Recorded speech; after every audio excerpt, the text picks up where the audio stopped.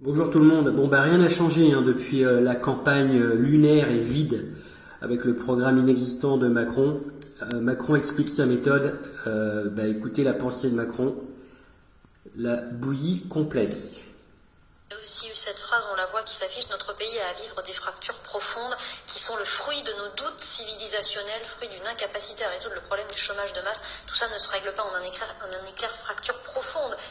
En fait, il a changé de registre, en fait, le président. Oui, et puis il met aussi en avant le fait que ces crises ne datent pas de lui, façon aussi d'atténuer sa part dans cette crise des Gilets jaunes. Mais il a eu un long moment aussi sur les classes moyennes, sur ces sujets finalement mondiaux du G7. La mondialisation, pour lui, ces dernières années de mondialisation, a fait trinquer en quelque sorte la classe moyenne.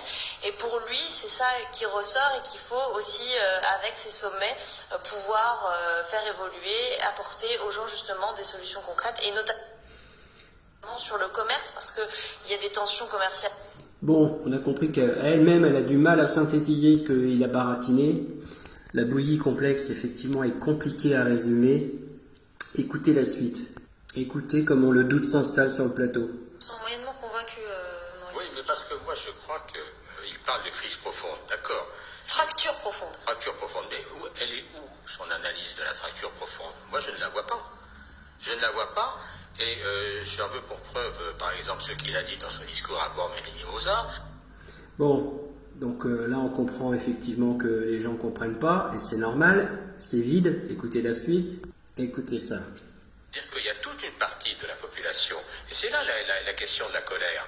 Il peut te parler de colère, mais il faut qu'il l'analyse, cette colère. Il faut qu'il la comprenne, et il faut qu'il comprenne véritablement qu'il y a un profond sentiment d'injustice dans ce pays.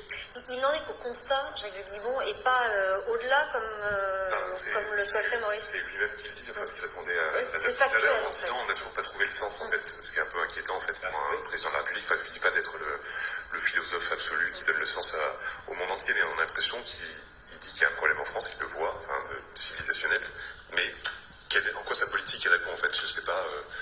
Le changement de retraite en fait par points, même si c'est très bien, qui va changer ça, c'est pas le niveau de la CSG qui va changer ça. Même au niveau du G7, en fait, c'est quoi sa politique internationale, même en matière industrielle, en fait, qu'est-ce qu'il propose, qu'est-ce qu'il veut que soit le rôle de la France demain, en fait, pour l'instant, il n'a pas dit, peut-être qu'il le dira à Biarritz. Et là, ils vont se tourner vers la jeune journaliste qui a passé 2h30 avec 86 autres de ses collègues journalistes pour écouter la bouillie présidentielle, pour lui demander, mais vous, peut-être que vous allez pouvoir nous répondre. Il propose quoi, en fait? Écoutez, c'est hallucinant. On ne sait pas quel rêve il donne aux Français, quel but il leur propose. Je ne l'ai pas entendu pour l'instant, en fait. Alors peut-être que vous avez eu des réponses. C'est assez conceptuel, mais pour lui, il faut remettre l'humanisme au cœur de...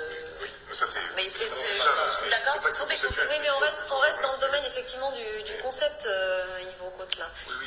Voilà, il faut mettre de l'humanisme. Emmanuel Macron. Emmanuel Macron. Président. Hein. Bouillie présidentielle intergalactique. Hein. Voilà. Bon voilà. C'est peut-être pas utile comme vidéo, mais c'est simplement pour vous rendre compte que le vide intersidéral de la campagne de 2017, il est toujours là, le vide, et puis il bougera pas. Hein. Un vide, ça reste vide. Point barre. On remplit pas avec des grands blabla et des pizzas 27 € à Bormes-les-Mimosas, hein, les gars. Allez, on lâche rien, mais lui, il va falloir qu'il lâche. Lâche le trône. Allez, lâche. Va-t'en. Va-t'en.